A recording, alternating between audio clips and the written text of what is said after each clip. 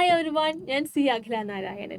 നിങ്ങൾ CA foundation course പഠിക്കാൻ തുടങ്ങുന്ന സമയത്ത് നിങ്ങൾ ഉറപ്പായിട്ടും കൺസിഡർ ചെയ്യുന്ന ഒരു ഫാക്റ്റാണ് നിങ്ങൾ ഏത് ഇൻസ്റ്റിറ്റ്യൂട്ടിൽ അത് പഠിക്കണം.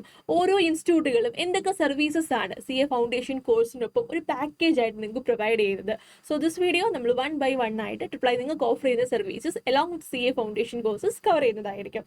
സോ ഒബിയസ്ലി നമ്മുടെ first and the most important thing faculty pool അല്ലെ, ആരൊക്കെയാണ് നിങ്ങളെ ഫൗണ്ടേഷൻ്റെ പേർപ്പസ് പഠിപ്പിക്കുന്നത്, ദെൻ എന്തൊക്കെ മെറ്റീരിയൽസ് ആയിരിക്കും ഇവിടെ അവൈലബിൾ ആയിട്ടുള്ളത്, ദെൻ അക്കാഡമിക് ടീം ഉണ്ടോ, എക്സാംസ് കണ്ടക്ട് ചെയ്യാറുണ്ടോ, മെന്റർഷിപ്പ് അവൈലബിൾ ആണോ, റിവിഷൻസ് അവൈലബിൾ ആണോ, റിവിഷൻ ടൈമിൽ എന്തൊക്കെ അസിസ്റ്റൻസ് നിങ്ങൾക്ക് കിട്ടും, ഈ വക ആസ്പെക്ട്സുകൾ ഡീറ്റെയിൽ ആയിട്ട് നമ്മളിവിടെ കവർ ചെയ്യും. സോ ഫസ്റ്റ് തിങ് ഈസ് നമ്മുടെ അക്കാഡമിക് പോൾ. അതിൽ നിങ്ങൾക്കറിയാം CA ഫൗണ്ടേഷന് 4 പേപ്പറുകളാണ് നിങ്ങൾക്ക് പഠിക്കാനുള്ളത്. First one is accounting paper പഠിപ്പിക്കാൻ വേണ്ടി നമുക്കിവിടെ കൃഷ്ണപ്രസാദ് സാർ ഉണ്ട്, ആദർശ് സാർ ഉണ്ട്, ജുനൈദ് സാർ ഉണ്ട്. നെക്സ്റ്റ് പേപ്പർ ഈസ് ലോ നമ്മൾക്ക് ഇവിടെ കൈകാര്യം ചെയ്യുന്നത് ധനിയ മാം, ഷാൻലുസ്മാൻ സാർ ആൻഡ് മുസമ്മിൽ സാർ ആയിരിക്കും. ദെൻ നമുക്കറിയാം നമ്മുടെ മൂന്നാമത്തെ പേപ്പർ ക്വാണ്ടിറ്റേറ്റീവ് ആപ്റ്റിറ്റ്യൂഡ് അഥവാ മാത്സ്, സ്റ്റാറ്റിസ്റ്റിക്സ്. ഈ 3 പേപ്പറിന്റെ കോമ്പിനേഷൻസ്. ഇതിൽ മാത്തമാറ്റിക്സ് നിങ്ങളെ പഠിപ്പിക്കുന്നത് നാരായണൻ സാർ ആയിരിക്കും, നിങ്ങളെ പഠിപ്പിക്കുന്നത് വിഷ്ണു സാർ ആയിരിക്കും, സ്റ്റാറ്റിസ്റ്റിക്സിന് ഡീൻ സാർ അവൈലബിൾ ആയിരിക്കും. Then the last and paper 4 ഏതാണ് എക്കണോമിക്സ്, ബിസിനസ് എക്കണോമിക്സ് നിങ്ങളെ പഠിപ്പിക്കുന്നത് ആൻസർ ആയിരിക്കും. ഇതാണ് നമ്മുടെ ഫാക്കൾട്ടി പൂൾ. ഇവരിൽ ആരെങ്കിലും അല്ലെങ്കിൽ ഇവരുടെ കോമ്പിനേഷൻസ് ആയിരിക്കും നിങ്ങൾക്ക് ഈ പേപ്പേഴ്സ് പല പല ബ്രാഞ്ചുകളിലായിട്ട് എടുത്തു തരുന്നുണ്ടാവുക. Okay, then duration. എത്ര നാൾ കൊണ്ട് നിങ്ങൾക്ക് CA ഫൗണ്ടേഷൻ പഠിച്ചു തീർക്കാൻ പറ്റും, അതൊരു ഇമ്പോർട്ടൻറ്റ് ആസ്പെക്റ്റ് ആണ് അല്ലേ. സോ ട്രിപ്ലൈയെ സംബന്ധിച്ച് നമ്മൾ പല ഡ്യൂറേഷനിലുള്ള ഫൗണ്ടേഷൻ കോഴ്സുകൾ ഓഫർ ചെയ്യാറുണ്ട്. ദാറ്റ് മീൻസ് നിങ്ങൾക്ക് ബാച്ച്സ് അനുസരിച്ച് ചൂസ് ചെയ്യാം. ഇപ്പോൾ ഏപ്രിൽ തുടങ്ങുന്ന ഒരു ബാച്ച് ആണെന്നുണ്ടെങ്കിൽ നിങ്ങൾക്ക് സെപ്റ്റംബറിൽ എക്സാം എഴുതാം. ഇൻ ദാറ്റ് കേസസ് അറൗണ്ട് ഒരു 5 months സ്റ്റഡി പീരീഡും ലാസ്റ്റ് ഒരു 1 month നിങ്ങൾക്ക് റിവിഷനും കൂടെ ചേർന്നിട്ടായിരിക്കും നിങ്ങളുടെ ബാച്ച് വരുന്നുണ്ടാവുക. ദെൻ മെയ് ജൂൺ മന്തുകൾക്ക് സ്റ്റാർട്ട് ചെയ്യുന്ന ഒരു ഫൗണ്ടേഷൻ ബാച്ച് ആകുമ്പോഴത്തേക്ക് നിങ്ങൾ ഏകദേശം സെപ്റ്റംബറിലാവില്ല, നെക്സ്റ്റ് ജാനുവരിയിലായിരിക്കും എക്സാം എഴുതുന്നുണ്ടാവുക. സോ ബാച്ചിൻ്റെ ഡ്യൂറേഷനും അതനുസരിച്ച് വേരി ചെയ്യും. ഏകദേശം ഒരു 7.5 to 9 monthsോളം നിങ്ങളുടെ ബാച്ചിൻ്റെ ഡ്യൂറേഷൻസ് അവിടെ വരും. സോ അതനുസരിച്ചിട്ടായിരിക്കും ഡ്യൂറേഷൻ നിങ്ങൾ പ്ലാൻ ചെയ്യേണ്ടത്. അപ്പോൾ ഈ ഒരു ടൈം കഴിഞ്ഞ് നിങ്ങൾ എക്സാം എഴുതും. നിങ്ങൾക്കറിയാം, അപ്പോൾ ക്ലാസ്സിനൊരു ടൈമുണ്ട്, ക്ലാസ് കഴിഞ്ഞിട്ട് റിവിഷനൊരു ടൈമുണ്ട്. സോ ഈ റിവിഷൻ ടൈമിൽ എന്തൊക്കെ സർവീസസ് ആയിരിക്കും നിങ്ങൾക്ക് അവൈലബിൾ ആവുക എന്നുള്ളത് നമ്മൾ കവർ ചെയ്യുന്നുണ്ടായിരിക്കും. നമുക്ക് അതിലേക്ക് പോകാം. സോ അതിലേക്ക് പോകുന്നതിന് മുമ്പ് ഞാൻ ഈ 4 പേപ്പറിൻ്റെ കാര്യം നിങ്ങളോട് പറഞ്ഞു. നിങ്ങൾ ഓൾറെഡി എനിക്കറിയാം നിങ്ങൾ പേപ്പർ എന്തൊക്കെയാണ്, ഇതിൽ എന്തൊക്കെയാണ് ഇതിൻ്റെ കണ്ടന്റ് വരിക, ഈ റിസർച്ചുകളൊക്കെ നിങ്ങൾ ചെയ്തിട്ടുണ്ടാകും.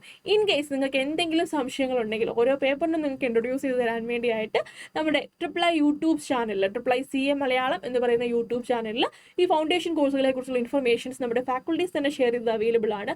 അത് കൂടാതെ നിങ്ങളുടെ കോഴ്സ് റിലേറ്റഡ് ആയിട്ടുള്ള എല്ലാ ഇൻഫർമേഷൻസും triplyca.com എന്ന് പറയുന്ന നമ്മുടെ വെബ്സൈറ്റിലും അവൈലബിൾ ആണ്. സോ അതൊക്കെ റെഫർ ചെയ്യുക.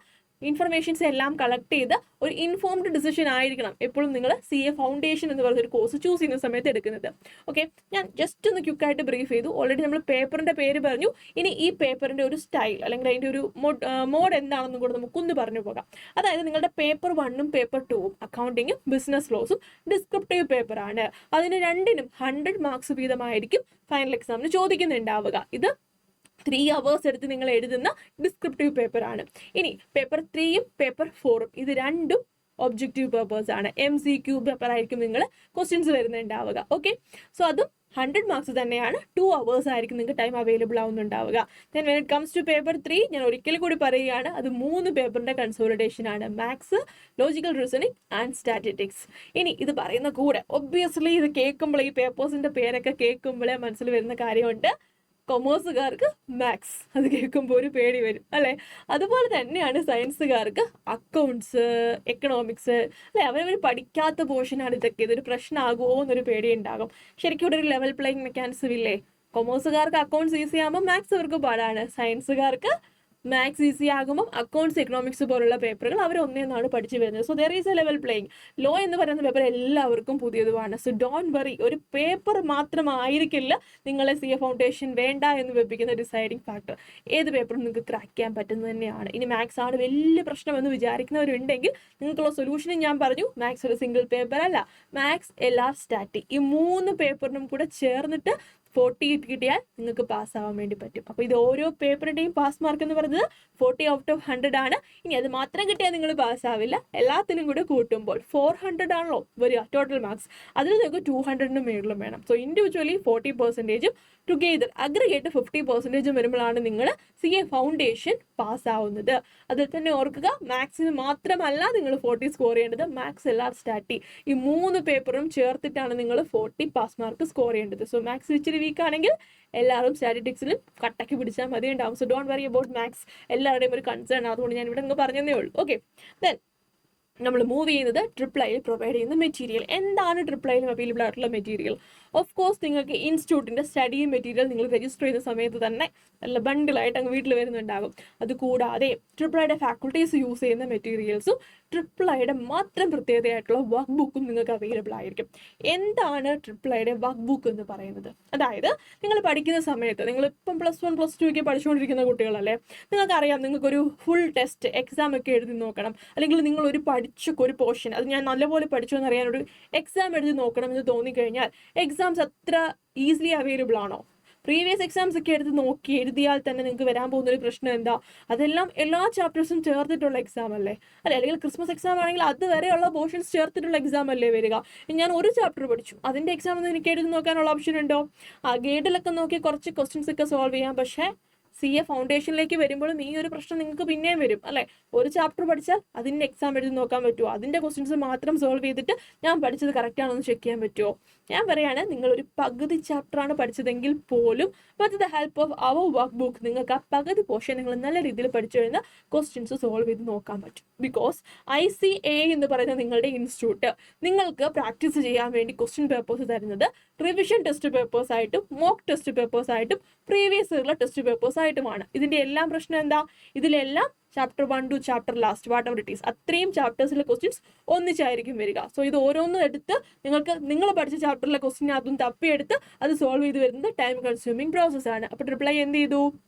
ഈ സോഴ്സിൽ നിന്നുള്ള ക്വസ്റ്റ്യൻസിനെ എല്ലാം ഒന്നിച്ചു കൊണ്ടുവന്നിട്ട് അതിനെ ടോപ്പിക് വൈസ് ഡിവൈഡ് ചെയ്തു. അതായത് ഓരോ ചാപ്റ്ററിലും സബ് ടോപ്പിക്കുകൾ ഉണ്ടെങ്കിൽ ഓരോ ടോപ്പിക്കിൻ്റെയും ഉള്ളിലേക്ക് എന്ത് ചെയ്തിട്ടുണ്ട്? ആ ക്വസ്റ്റ്യൻസിനെ അറേഞ്ച് ചെയ്തിട്ടുണ്ട്. സോ നിങ്ങൾ 2 or 3 ടോപ്പിക്ക് മാത്രമാണ് ഒരു ചാപ്റ്ററിൻ്റെ ഉള്ളിൽ നിന്ന് പഠിച്ചിട്ടുള്ളതെങ്കിൽ പോലും അത്രയും ടോപ്പിക്സിൽ ഇൻസ്റ്റിറ്റ്യൂട്ട് റെഫർ ചെയ്യാൻ തന്നിട്ടുള്ള ക്വസ്റ്റ്യൻസ് ഫുള്ള് നിങ്ങളുടെ വർക്ക് ബുക്കിലുണ്ടായിരിക്കും. നിങ്ങൾക്ക് അത് റെഫർ ചെയ്യാം, നിങ്ങൾ പഠിച്ച കോൺസെപ്റ്റ് ഓക്കെ ആണോ എന്ന് ചെക്ക് ചെയ്യാൻ വേണ്ടി പറ്റും. That's the benefit of triple work book. So അതിൽ എന്തൊക്കെയുണ്ട്?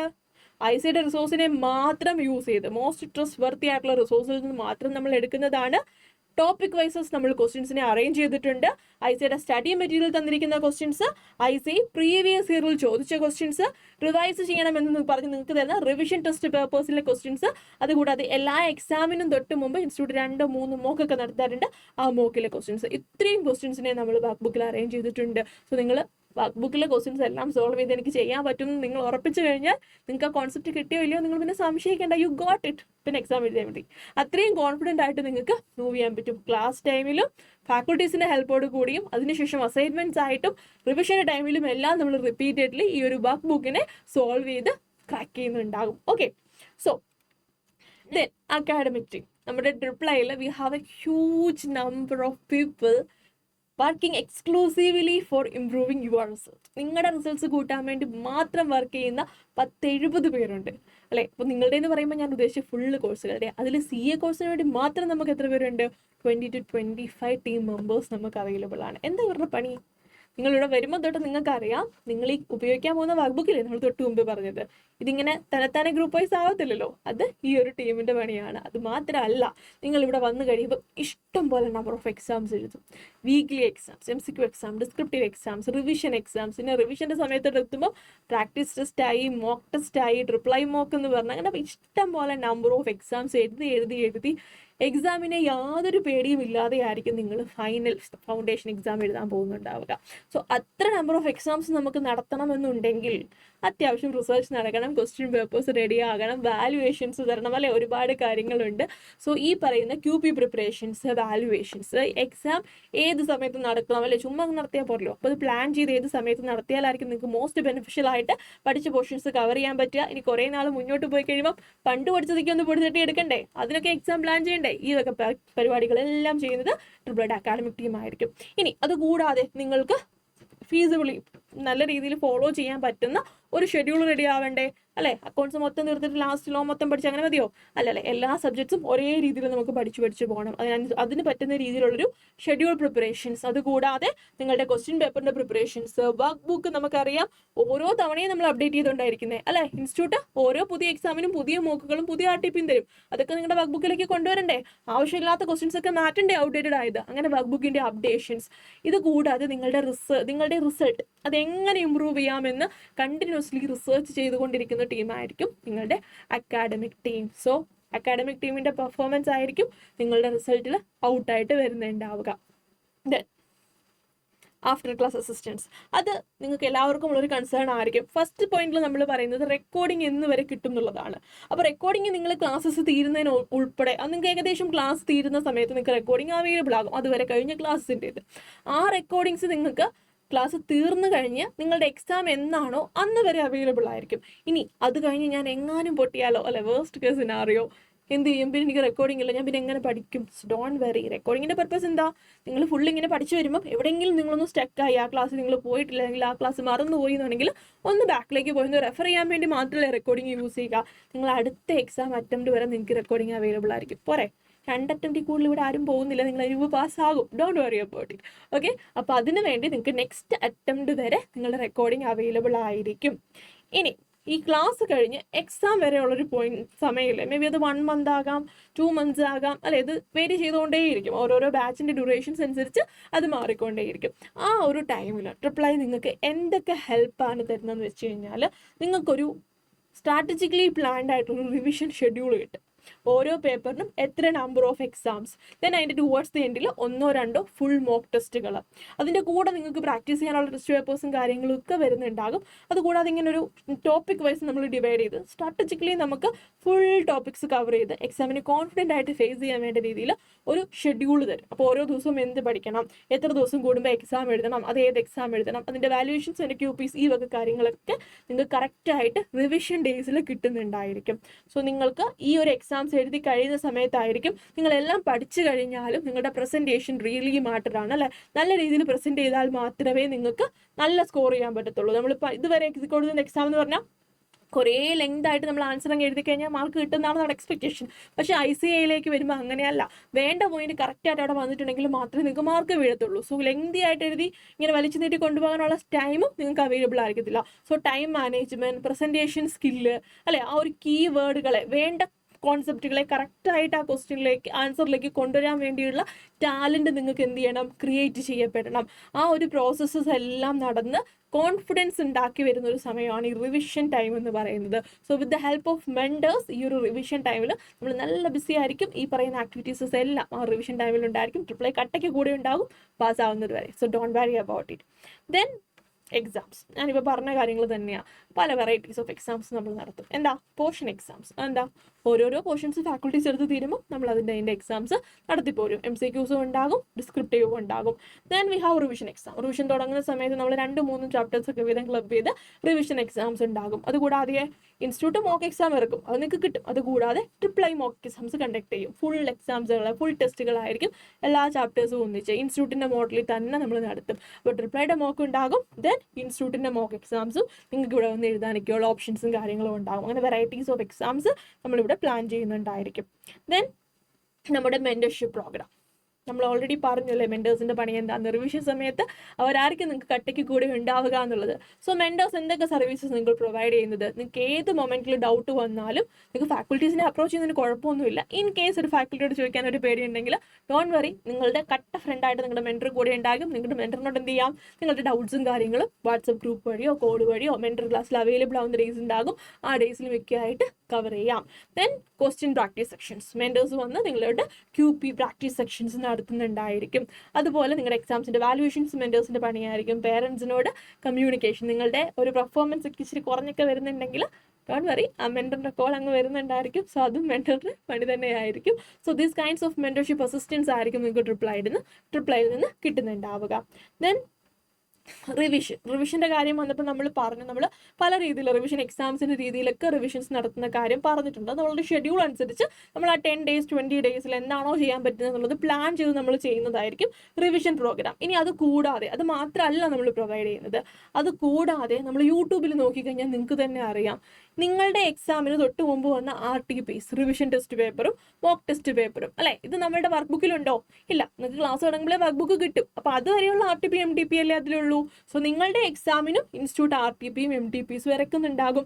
ആ MTP RTPസിൻ്റെ ഡിസ്കഷൻസ് അതാത് സബ്ജക്ട് എക്സ്പേർട്സ് യൂട്യൂബിൽ ചെയ്യുന്നുണ്ടാകും. സോ നിങ്ങൾ ആദ്യം മോക്ക് ടെസ്റ്റ് പേപ്പർ എഴുതുക, ദെൻ ഈ പറയുന്ന MTP ഡിസ്കഷന് കയറുക, നിങ്ങളുടെ ഡൗട്ട്സുകൾ അവിടെ ക്ലിയർ ആകും. ലൈവ് സെഷൻസ് തന്നെ ഉണ്ടാകും അതിനൊക്കെ. ഇനി അത് മാത്രമാണോ? അല്ല, എക്സാമിന് തൊട്ട് മുമ്പത്തെ ദിവസം ഇച്ചിരി ടെൻഷനും കാര്യങ്ങളൊക്കെ നിങ്ങൾക്ക് ഉണ്ടാകും അല്ലേ. അപ്പോൾ ആ 1.5 ദിവസം ഗ്യാപ്പിട്ടായിരിക്കും എക്സാം പോവുക ഓൾട്ടർനേറ്റീവ് ഡേയ്സിൽ വരുമ്പോഴത്തേക്ക്. സോ ആ ഓരോ എക്സാം, ഇപ്പോൾ അക്കൗണ്ട്സിൻ്റെ എക്സാം ആണെങ്കിൽ അക്കൗണ്ട്സ് എക്സാമിൻ്റെ ഡേ ബിഫോർ അക്കൗണ്ട്സിൻ്റെ ഫാക്കൾട്ടിയുമായിട്ട് നിങ്ങൾക്ക് സെഷൻസ് ഉണ്ടാകും. നിങ്ങളുടെ ടെൻഷൻസും കാര്യങ്ങളൊക്കെ നിങ്ങൾക്ക് ഒന്ന് കുറച്ച് തരാനും നിങ്ങൾക്ക് സംസാരിക്കാനുള്ള അവസരങ്ങൾ ഉണ്ടാകും. Then we have mentee programme. അത് ടുവേർഡ്സ് ദി എൻഡ് ഒന്നോ എക്സാം അടുക്കുമ്പോഴൊന്നും അങ്ങനെയൊന്നും ഇല്ല. ത്രൂ ഔട്ട് ദ ബാച്ചിൻ്റെ സമയത്ത് ഇടയ്ക്കിടയ്ക്ക് നമ്മൾ ഇങ്ങനെ ക്വിസസ് ഒക്കെ ഇല്ല, ജസ്റ്റ് ക്വിസ് എന്ന് പറഞ്ഞ് നമ്മളിങ്ങനെ ക്വിസസിനടുത്ത് ക്വിസസിലൂടെ നിങ്ങളുടെ കോൺസെപ്റ്റ്സ് ക്ലാരിറ്റിക്ക് നമ്മളൊന്ന് ചെക്ക് ചെയ്യും. ടോപ്പറിന് ഉറപ്പായിട്ട് സമ്മാനങ്ങളും കാര്യങ്ങളൊക്കെ ഉണ്ടാകും. കുറച്ചൊരു കളിച്ചുകൊണ്ട് പഠിക്കാനുള്ള ഓപ്ഷൻസും നമുക്കിവിടെ അവൈലബിൾ ആയിരിക്കും. സോ അതുകൂടാതെ ഇടയ്ക്കിടയ്ക്ക് നമുക്ക് മെൻറ്റേഴ്സിൻ്റെ വകയൊക്കെ ലൈവ് സെഷൻസും കാര്യങ്ങളൊക്കെ ഉണ്ടാവും. ഇതാണ് നമ്മുടെ ഇപ്പോഴത്തെ പ്ലാന്. നിങ്ങളെ പഠിപ്പിച്ച് കളിപ്പിച്ച് റിവിഷൻ ചെയ്യിപ്പിച്ച് എക്സാം എഴുതിക്കാൻ നമ്മളിപ്പോൾ പ്ലാൻ ചെയ്ത് വെച്ചിരിക്കുന്ന ഇത്രയും കാര്യങ്ങളാണ്. ഇതെല്ലാം ഇതുവരെയുള്ള ബാച്ചുകളിൽ നടന്നിട്ടുമുണ്ട്. ഇനി ഇതിൻ്റെ മേൽ എന്തെങ്കിലുമൊക്കെ ഉണ്ടാവാനും ചാൻസ് ഉണ്ട്, because our academic team is continuously doing research on that topic അല്ലേ. അപ്പോൾ ഇതിൽ കൂടുതൽ എന്തെങ്കിലുമൊക്കെ വരാൻ നിങ്ങൾക്ക് എക്സ്പെക്ട് ചെയ്യാം. സോ ഇത്രയുമാണ് നമ്മളുടെ പാക്കേജ് ആ CA ഫൗണ്ടേഷൻ കോഴ്സിൻ്റെ കൂടെ നിങ്ങളെ വെയിറ്റ് ചെയ്തിരിക്കുന്നത്. സോ ദ ലാസ്റ്റ് തിങ് എന്താ നമ്മൾ സ്ക്രീനിൽ കാണുന്നത്? നമ്മുടെ കഴിഞ്ഞ തവണത്തെ ഫെലിസിറ്റേഷൻ്റെ ഫോട്ടോയാണിതല്ലേ. സോ ഈ ഒരു കൗണ്ട്, ഈ ഒരു ക്രൗഡ് ഇതിങ്ങനെ കൂടി വരാൻ വേണ്ടിയാണ് നമ്മൾ എക്സ്പെക്ട് ചെയ്യുന്നത്. സോ ഫൗണ്ടേഷൻ റിസൾട്ട് വരുന്ന സമയത്ത് ഇതിനേക്കാൾ കൂടുതൽ ക്രൗഡ് നിങ്ങളുടെ ബാച്ചിലും ഉണ്ടെങ്കിൽ ഒബ്വിയസ്ലി ഈ ഫോട്ടോ റീപ്ലേസ് ആകും. കണ്ടിട്ടുണ്ടോ?